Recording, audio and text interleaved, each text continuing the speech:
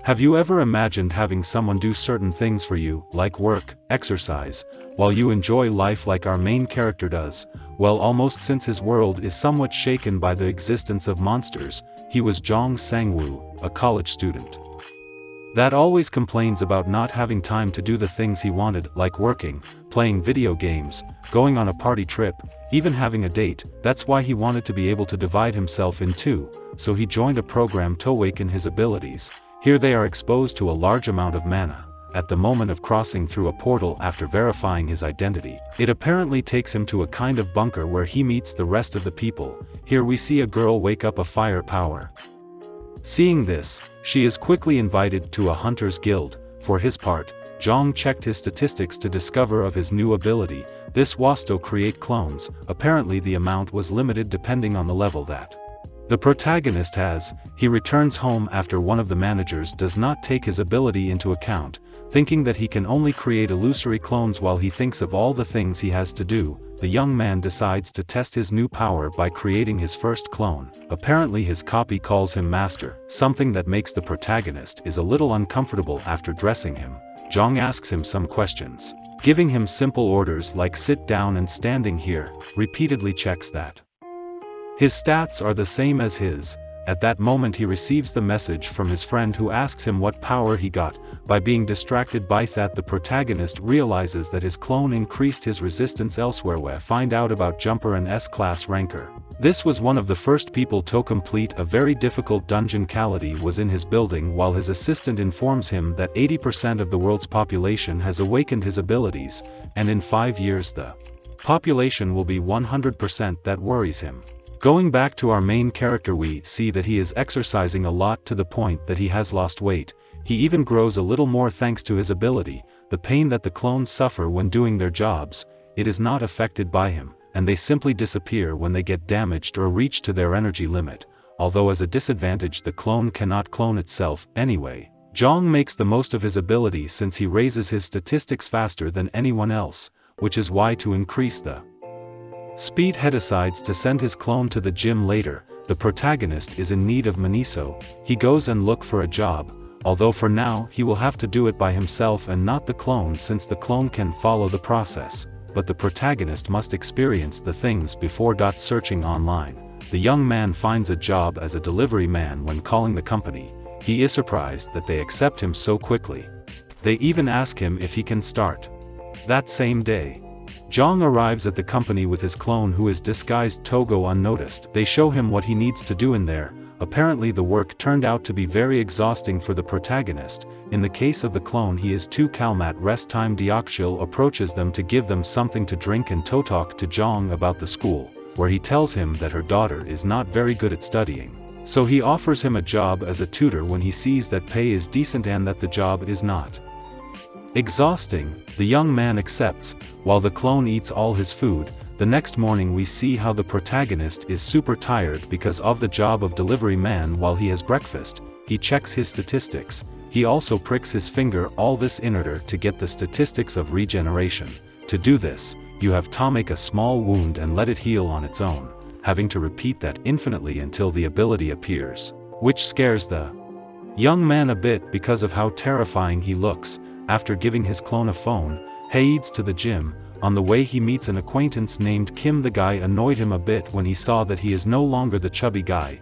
He also mentions that the gym where our protagonist will go has a very beautiful trainer already in place. The young man enrolls without much concern since his clone will come for him. Later he goes to Deokshil's house where, after being greeted with a blow, he meets his daughter. She was against having a tutor, but after seeing how handsome the protagonist is, she accepts without complaining and calmer. He asks to see her grades, which embarrasses the girl, although the young man encourages her by telling her that he did not have good points in those exams either, but they will try hard for it to go, and this is how they both get to work. After the tutoring, the protagonist returns home where he wonders how to get to communicate with his clones because he cannot get a cell phone for each one. So he looks for some skill that can help communicate with them, but all of them were too expensive, so he decides to become a hunter to earn more money. If you wonder what a hunter is, I explain.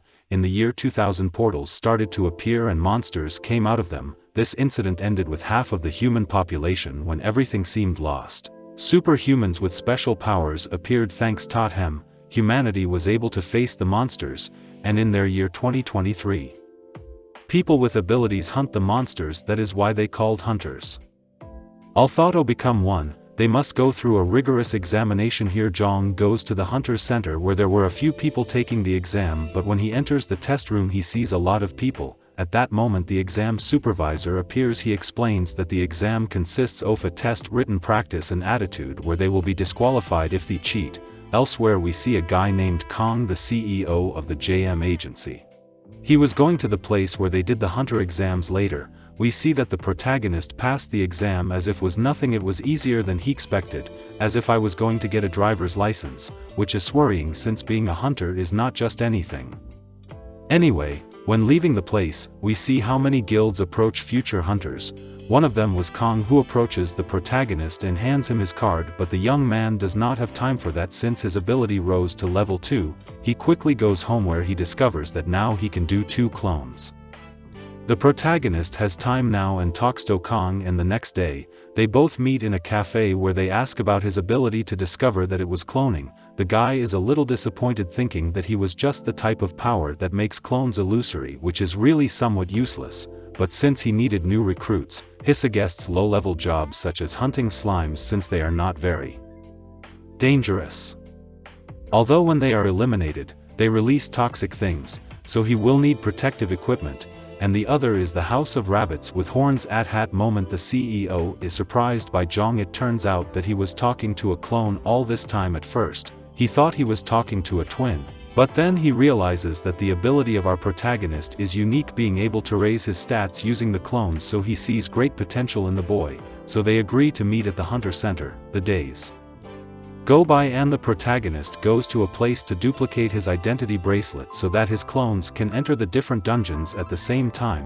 While that happens, they are watched by the guild master, and that he mocks Kong for being in charge of a hunter with rank F. Also tries to intimidate our protagonist, but he responds by saying that he is a monopolizer of dungeons, and on top of that he pays his hunters very little. Upon hearing this, the guy stands behind intention of attacking him. Luckily, he is stopped by one of his workers. The master leaves hoping to meet the young man again. Later Jeong is hunting in the slime field, but this does not last long since it is very difficult to read with all the equipment he uses. That is why he lets his clone take care of it. After that, they go to the next dungeon, but before that, they went pick up the other clone who was in the gym. Going to the dungeon, he asks him if he needs some kind of equipment to use in the dungeon, so Kong says that he needs hunting equipment and that you can rent it on there. Although over time you should have your own, and in the place, we discover that it is one where a monster ruptures occur. It turns out that the portals from which the monsters come out is disconnected from the outside world. Because of that, the hunting occur only when the hunters enter the portals, but in some cases the monsters go through the portal, turning every place into a battlefield. That is why they are named as monster ruptures. The protagonist rents his equipment, which by the way is too expensive. With everything ready, the hunting begins and the young man is confident. 3 hours later we see that he did not manage to hunt any rabbits. Tired not being successful, Jeong leaves all the work to his clone, telling him that for each rabbit he catches he needs to send him a message with number 1. This is how he returns home, where he checks his stats. Although he still has a long way to improve, falling asleep he gets like 46 messages from his clone that apparently he's doing too well. Elsewhere that they got a call asking for Jeong. She was in charge of the slime field and was very worried because clone stayed more than 24 hours hunting, what exceeded the allowed time. Meanwhile the protagonist was just getting up quietly until he checks his messages and discovers that the clone managed to fill several containers of slime in such a short time. Worried about the boy's state, the CEO talks to Jeong so that clone stops hunting, at the same time with the other one who is blocking the way with all the rabbits that he caught, something that draws everyone's attention, especially computers from other guilds that stop inviting us. But since the clone is similar to a robot, he does not know what tones were at that moment. The protagonist appears incognito alone to leave him more ammunition. The people around him are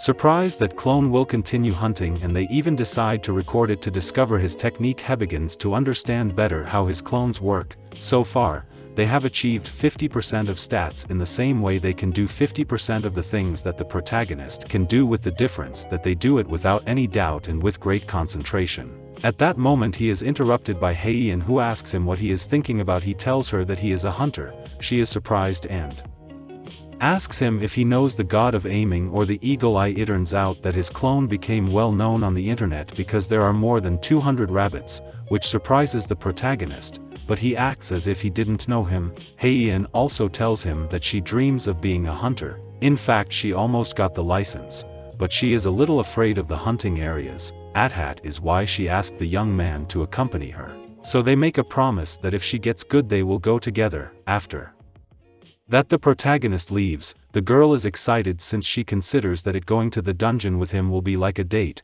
She tells us that at first, she did not like him because he was someone who knew her father, but as he got to know him better, he changed his mind. During the night, he goes to the hunter's field where a large number of workers are collecting the huge number of rabbits.